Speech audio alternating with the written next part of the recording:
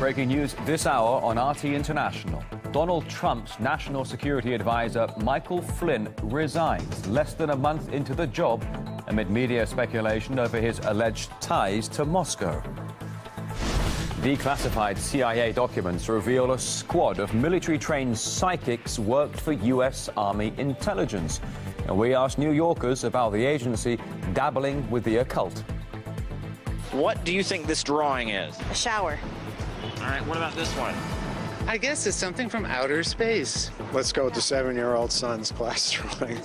They hired these people who said they were psychics to try and come up with a plan. And they wasted money on that. And a Facebook post by a Swedish policeman claiming the most violent crimes are committed by migrants sparks outcry in the country.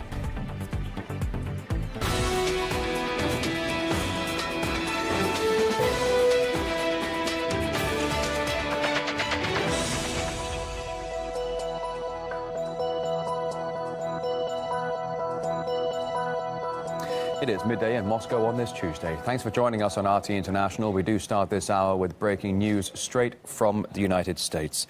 The White House has confirmed President Trump's national security advisor, Michael Flynn, has resigned from his post after less than 1 month in office.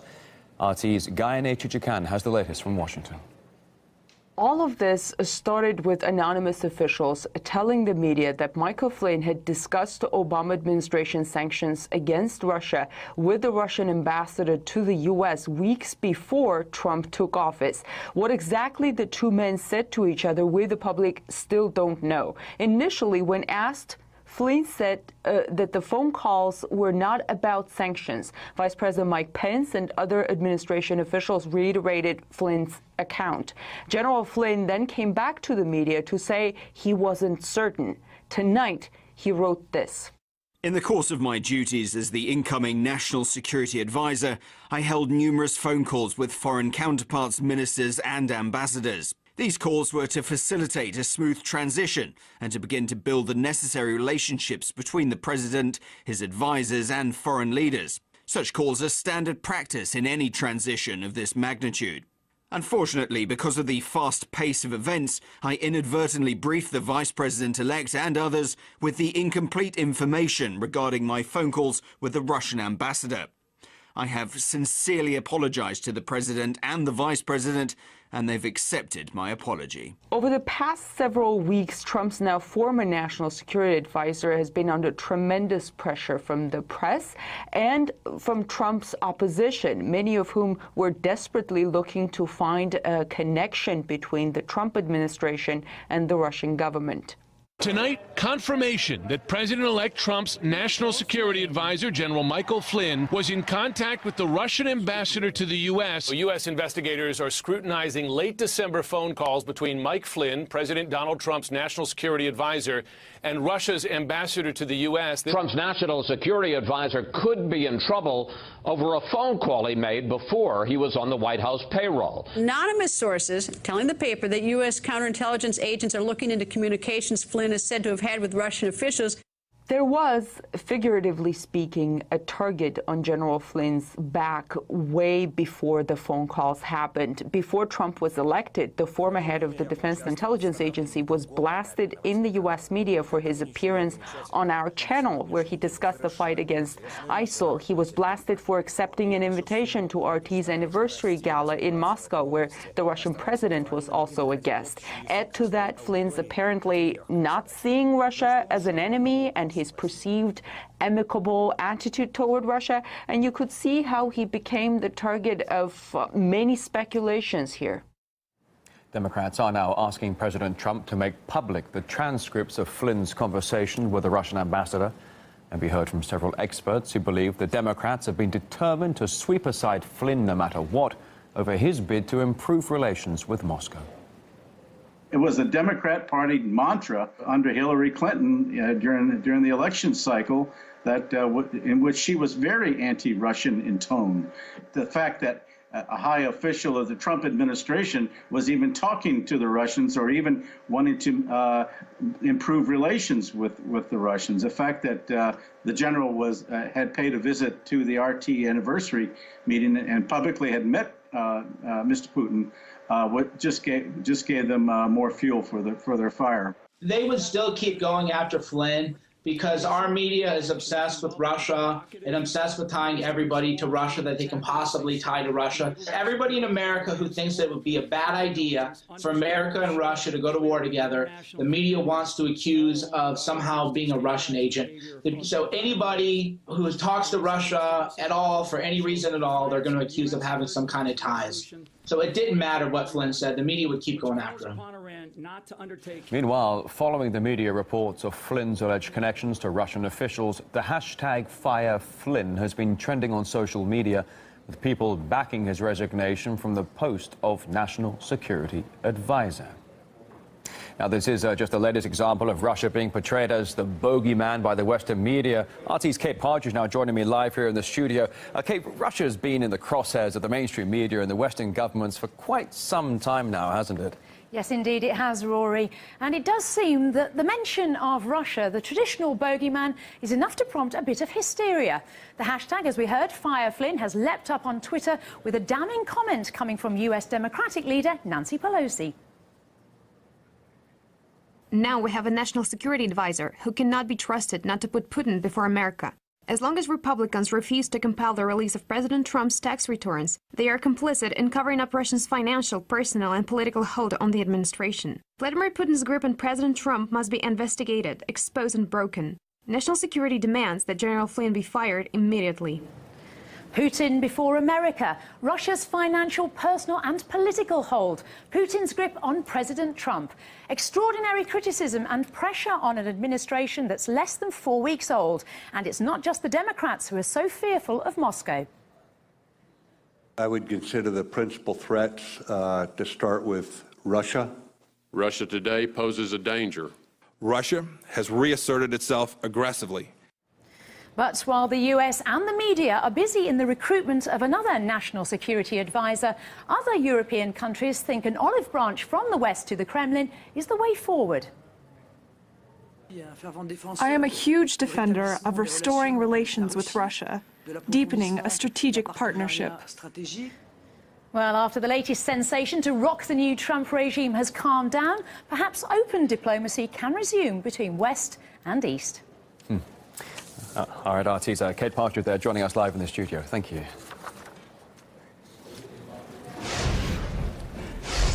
A batch of declassified CIA documents have revealed the agency's dealing with the paranormal is now official. According to the secret files, the Central Intelligence Agency used a team of military-trained telepathic individuals during the Iran embassy siege nearly 40 years ago. The program, named Grill Flame, was established in 1975 and began as research into paranormal abilities. But its star turn came in 1979 when the telepaths were used to provide information on where the hostages were being held in the embassy and the state of their health. And these are the pictures of the scene where the hostages were located, actually drawn up by the psychics based on their remote viewing abilities. And RT's Caleb Mopan asked people in New York about how they interpret the top-secret drawings. Now, you'd have thought that the CIA would use the most advanced, cutting-edge methods and tactics available. High-tech surveillance, satellites, sleeper cells, double agents, and people who claim that they have psychic powers. We don't fight with guns, we fight with our minds. Holy. Pictures showing the psychic's visions, like this one, were also produced. Now, if you take a look at it, it's not exactly clear what's going on here. We decided to ask New Yorkers to use their power of mind to decipher this one. What do you think this drawing is? A shower. All right, what about this one? A room with holes that are holding, yeah, some kind of a ceiling, and this is the structural beams. I guess it's something from outer space. That's what you think of? Yes. All right, and what about this one here? A prison. I'm going to give you A, B, C, and D, and you can guess which one it is, okay? Is it A, the plans for a nuclear reactor? Is it B, the sketches of the floor plan of the White House that Donald Trump's staff gave to him? Is it C, a secret CIA program? Or is it D, my 7-year-old son's homework assignment? D. Let's go with the 7-year-old son's class drawing. I think I'd go with D. I would say some kind of floor plan for maybe Donald Trump's floor plans. Yeah, I'm gonna have to go with Donald Trump's, what the White House drew up for it. Ready for the answer? Yeah, what is it? The CIA started a program, a secret program, option C, where they hired psychics to try and come up with a plan to rescue the hostages. Psychics, people who said they were psychic. The CIA came up with that. They hired these people who said they were psychics to try and come up with a plan. And they wasted money on that. I think they could use their money a lot better way. Odd. Just plain odd. Yeah. No, that's ridiculous. The CIA project, employing people who claim to have psychic powers, continued until 1995. 26,000 psychic missions were carried out by the CIA. 277 people who claimed to have psychic powers worked with the CIA, all at the expense of the American taxpayer. Up until now, this has been kept top secret, and you don't have to be a mind reader to guess why. Caleb Maupin, RT, New York. Retired CIA analyst Larry Johnson says the agency has wasted taxpayers' money on what he calls an absurd venture. I'll call it the bureaucratic imperative. Large bureaucracies like CIA, like State Department, like Department of Defense, when they're faced with a crisis of some sort and they don't have a ready answer to it or a quick and easy fix, will oftentimes be encouraged to literally throw money at a problem and do anything because it's considered a high priority. And by making something a high priority, people are no longer have to worry about being held accountable for what they're doing. And I think that's exactly what took place here. It was absurd. It was a waste of taxpayer dollars. I think this was an example where the CIA, for whatever reason, maybe watching too much television, thought that this would actually produce something. And in the end, it didn't produce anything. A Facebook post by a Swedish policeman has caused a storm after the officer claimed it was now mostly migrants involved in violent crime. Peter Springer is a veteran police officer who works as a senior investigator in the police department. In his post, he recalled all the crimes he had been handling over a single week, including rape and violence against police. He then pointed out that while Swedes were among the perpetrators, the majority of the crimes on his list were committed by migrants. We have to spend a lot of time on serious violent crimes, and this is happening all over the country. I've noticed there's an overly large amount of immigrants carrying out these very complex and seriously violent crimes. It is this question I want to bring up and discuss. The officer's comments sparked uproar across Sweden, with headlines in the media claiming he's now being investigated for hate crimes. However, when we contacted the prosecutor's office for comment, we were told no probe had been launched against the policeman and no decision has been made yet on whether or not to investigate him. Meanwhile, the officer in question has gained some support. A Facebook group, Stand Up for Springer, rapidly gathering popularity. He's also been supported by migrants. One of them even delivered flowers personally to the officer. And while the policeman himself says he's always been positive about immigration, he says the problem actually lies with the Swedish government.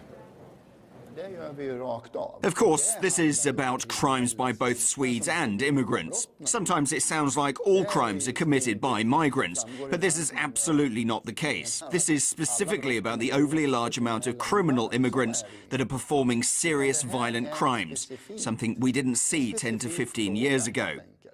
This is also a big problem for other immigrants. The immigrant community is trying to start a new life in Sweden and has the right to do so.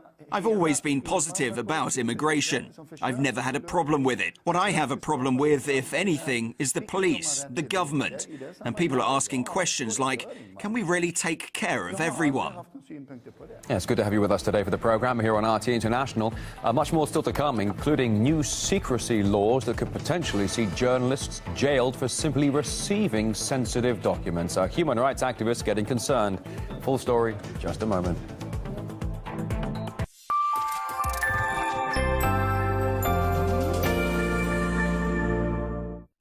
Here's what people have been saying about Redacted tonight. Give it to us. Redacted is full-on awesome. So good. The only show I go out of my way to watch every week. It really packs a punch. Wow.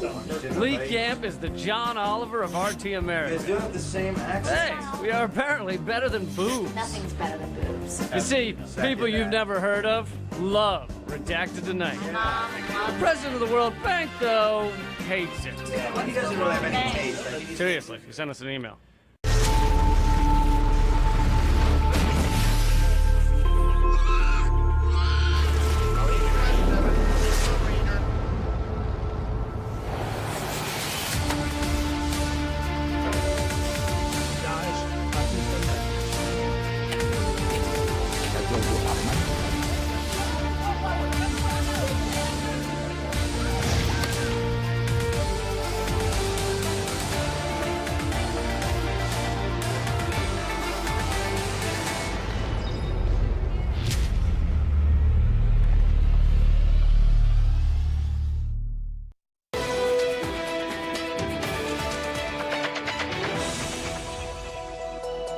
Thanks for joining us here.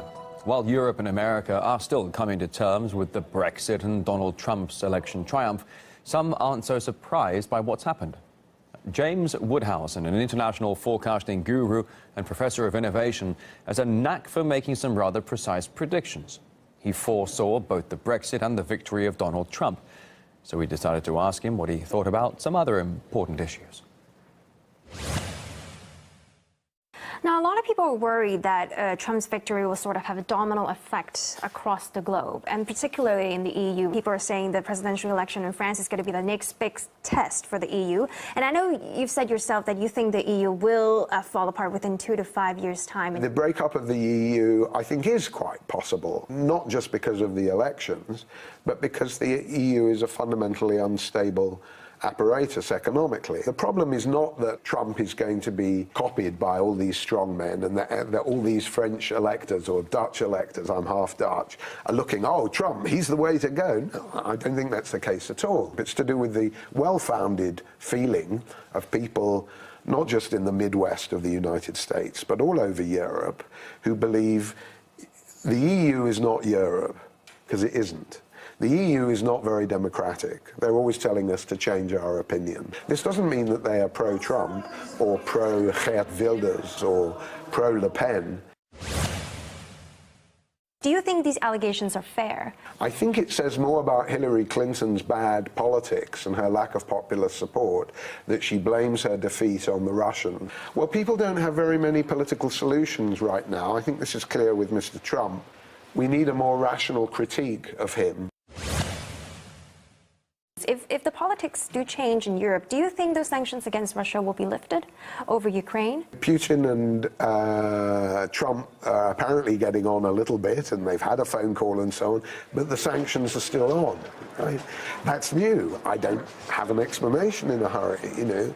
I think perhaps the reason is that the West has invested so much in anti-Russian feeling that they will have a cocktail with Putin, get on with Putin, but still keep the sanctions on. And probably Putin won't be very bothered. Human rights activists in the UK are raising the alarm over proposed revisions to secrecy laws that they say could see journalists jailed for simply receiving sensitive documents. The proposal aims to target unauthorized disclosures of information that could harm UK national security. In addition to dramatically increasing prison sentences for passing on sensitive information, it would also criminalize obtaining it. Moreover, it would prevent whistleblowers using the defense that their leaks, rather, are in that of the public interest. Strangely enough, official economic data would also be protected for the very first time, though some are concerned that the overhaul would see journalists treated like foreign agents. And we spoke with human rights and international criminal lawyer Melinda Taylor, who told us the proposals simply target the wrong people. It's concerning that there's such a drive to increase the penalties for whistleblowers when the end result would be to create immunity for those within the government that commit crimes. It seems to be completely disproportionate to put whistleblowers in prison when their role is to expose wrongdoing. the focus is now on the wrongdoing, so to speak. This is an attack on the media as an institution, and it seeks to almost co-opt the media into reporting only the news the government wants it to report, rather than the truth. The official Law Commission report claims that in the digital age, it's now possible to disclose huge amounts of unauthorized information and damage national interest in the process. It also says that stricter measures are important as the risk of such leaks has increased. And Melinda Taylor again says the proposed measures are disproportionate. Certainly the protection of national security is a legitimate aim, provided it's proportionate and provided it targets legitimate aims in itself. Now, cracking down on genuine disclosures of corruption or government abuses, that doesn't protect national security, it undermines it, because a fully functioning democracy needs these matters to be discussed by the public, so the public can make informed choices concerning the government that represents them. You might think if you're approaching your 90th birthday, it might be time to take things a bit easier. But 89-year-old Alla Levushkina has no such thoughts. Amazingly, she's still working as a surgeon in Russia and proving quite literally that she's a cut above the rest.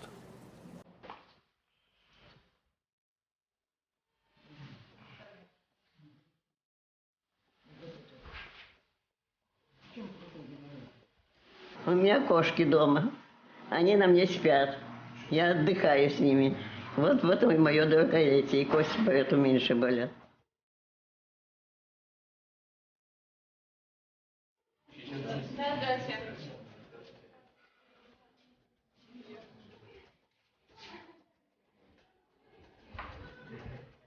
Теперь я буду отказывать. Что у меня уже сил нет. Нарушается рабочий день. Не только у меня, и у всех у них. Всем им мешаю. Они тоже от меня плачут. Не плачет, там он сидит? Нет, пока еще.